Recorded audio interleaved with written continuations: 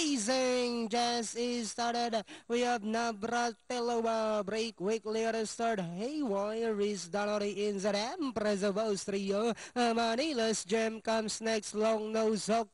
Then followed by Supreme Leader is Slingshot Effect. Then next on line is Grand Sensation. While Victory Joe is the ready trailer by about 10 lengths of the leader. And going along for the first turn, we have Haywire by about 4 lengths.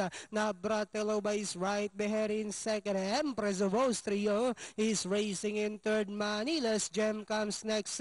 Alongside comes Long Nose Hawk. Moving up now on the outside is Supreme Leader. Is Slingshot Effect. Then next on line is Victory Joe. While Grand Sensation now racing in last back to the leader. We have Haywire maintaining a length and a half lead. Moving up Navratilova. Long Nose Hawk is on the outside. Supreme Leader. Manila's Gem is racing in fifth. Then comes his Slingshot Effect. Moving up Grand Sensation. Victory Joe comes next, while Empress of Austria now racing in less than Diana entering the home stretch.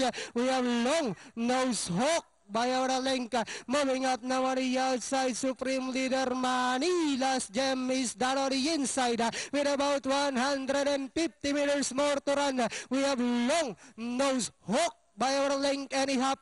Manila's Gem moving up, Grand Sensation on the outside. And finally, it's going to be Long Nose Hawk, Grand Sensation, Manila's Gem, Supreme Leader.